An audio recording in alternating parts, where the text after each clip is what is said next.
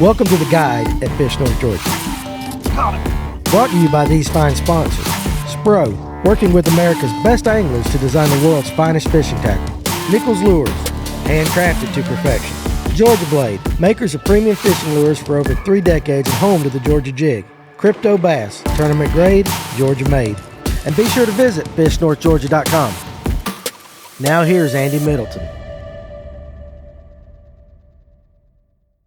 Hey, how's it going, y'all? This is Andy Middleton with Fish North Georgia, the guide. Wanted to do a quick trip report, fishing report for Lake Seminole. This is from the first week in February. I was down there from the 4th through the 7th, fishing a Hobie Bass Open Series kayak tournament. I had 2 days of practice and 2 days on the water for the tournament.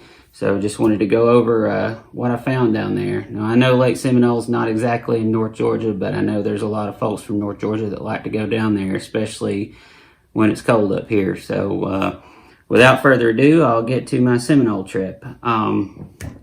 First day of practice, I fished some main lake stuff down near the dam and did not really find anything at all. I fished shallow and deep down there, just could not find anything consistent. I had one bite down there all day, and that was pretty much it.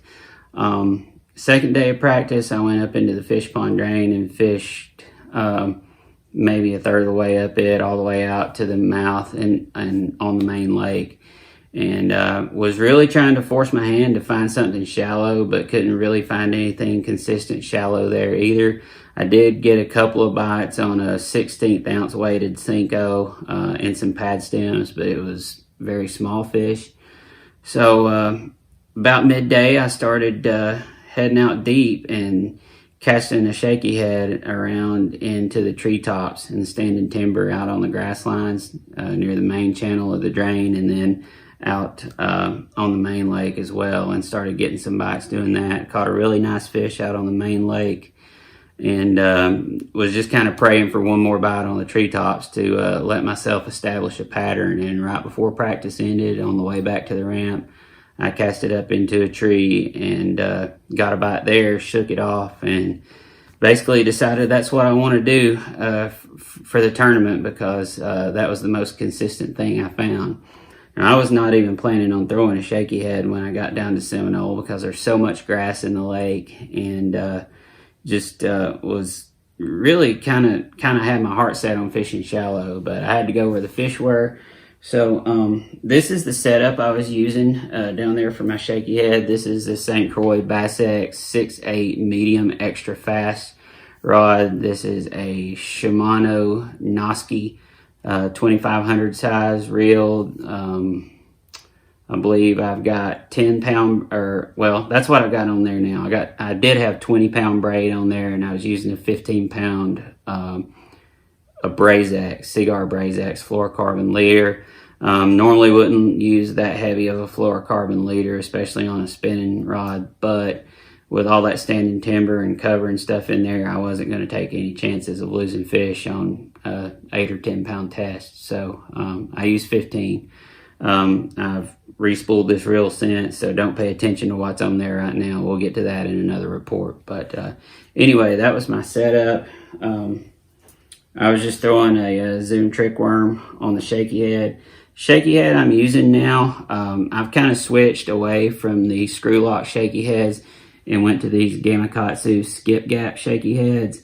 I get a lot better hookup ratio with these. I think it's because there's a little bit better gap between the top of the shank of the hook and the point of the hook. You just get a better hook set, and you have a little less distance than you would have with that screw lock being there. This is a 1/4 ounce head, 4/0 hook. I believe the 3/16 and the 1/8 ounce heads have a 3/0 hook, but this 4/0 worked fine with the trick worm. So I would throw it up in those trees, and sometimes it would kind of hang up in the branches of the trees. The line would just kind of dangle it over a branch, and one would pick it up out of the top. And then other times I would let it sink down to the bottom of the trees. I was fishing about 17 to 20 feet of water. The water's pretty clear where I was fishing, and the grass line comes out to about 17 feet. So if you had a tree right on that grass line, that seemed to be the most ideal place to catch fish. So that was kind of what I focused on. That's about it for my Seminole trip. I limited out by noon on the first day, and then cold up a couple of times, fishing all the way from the middle of the drain all the way out to the main lake.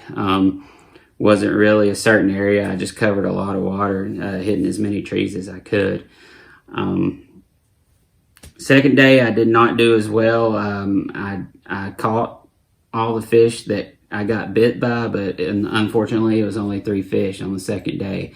But it was a tough bite that weekend. It was still good enough for 43rd out of 175 anglers, so I did finish in the top 25% of the anglers in that tournament. There were several patterns working throughout the lake and up the river arms. It just depended on where you were going.